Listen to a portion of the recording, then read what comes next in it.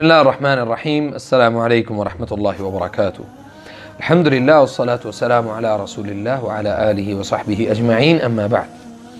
قال الله تبارك وتعالى: وَلَنَبْلُوَنَّكُمْ بِشَيْءٍ مِّنَ الْخَوْفِ وَالْجُوعِ وَنَقْصٍ مِّنَ الْأَمْوَالِ وَالْأَنفُسِ وَالثَّمَرَاتِ وَبَشِّرِ الصَّابِرِينَ الَّذِينَ إِذَا أَصَابَتْهُم مُّصِيبَةٌ قَالُوا إِنَّا لِلَّهِ وَإِنَّا إِلَيْهِ راجعون۔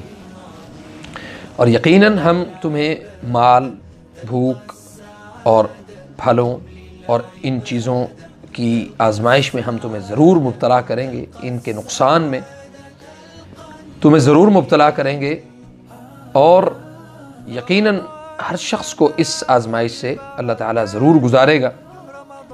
وَالْأَنفُسِ وَالثَّمَرَاتِ وَبَشِّرِ الصَّابِرِينَ، اور صبر کرنے والوں کے لیے خوشخبریاں ہیں۔ الذین اذا اصابتهم مصیبہ قالوا انا للہ وانا الیہ راجعون۔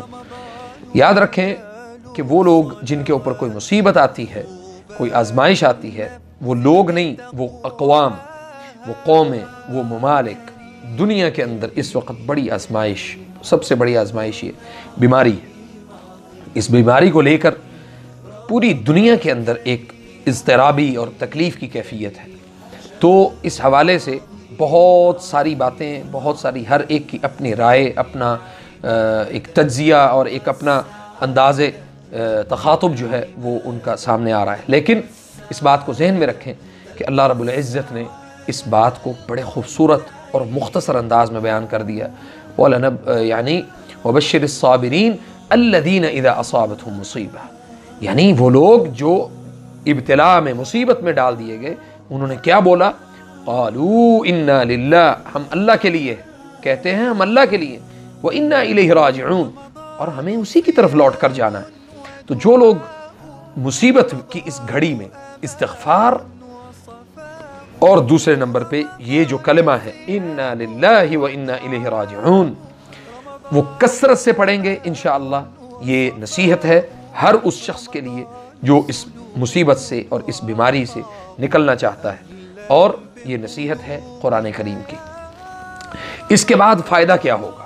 یہ پڑھنے کے بعد، کثرت کے ساتھ پڑھنے کے بعد اس کو اقرار کرنا ہے، اس کو محسوس کرنا ہے کہ ہم اللہ کے لیے اس دنیا میں آئے اور ہمیں اللہ کے لیے ہی اس دنیا سے لوٹ کر واپس جانا ہے۔ تو اس کا فائدہ یہ ہوگا اولئک علیہم صلوات من ربہم ورحمہ، یہی وہ لوگ ہیں جن کے اوپر اللہ کی طرف سے درود و سلام بھیجا جاتا ہے، صلوات بھیجی جاتی ہے، من ربہم ورحمہ، اور اللہ ان کے اوپر اپنی رحمت نازل کرتا ہے۔ رحمت کیا ہوگی؟ اللہ اس کرونا کو، اس بیماری کو اور بہت ساری مصیبتوں کو اللہ رب العزت ہماری اس ملک سے بلکہ پوری دنیا سے اللہ اس کو اٹھا لے گا انشاءاللہ۔ تو اس بات کو ذہن میں رکھیں کہ ہمیں کثرت کے ساتھ انا للہ وانا الیہ راجعون پڑھنا ہے، اور اللہ تعالیٰ سے استغفار کرنا ہے۔ رمضان المبارک کی بہت ہی برکت والی اور بہت ہی خوبصورت گھڑیاں ہمارے پاس موجود ہیں، اس سے زیادہ گولڈن ٹائم آپ کے پاس پھر نہیں آنے والا۔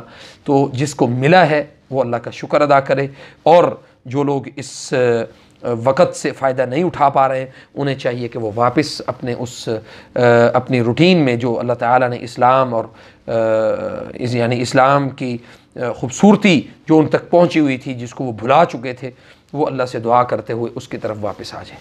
فجزاکم اللہ خیر۔ السلام علیکم ورحمۃ اللہ وبرکاتہ۔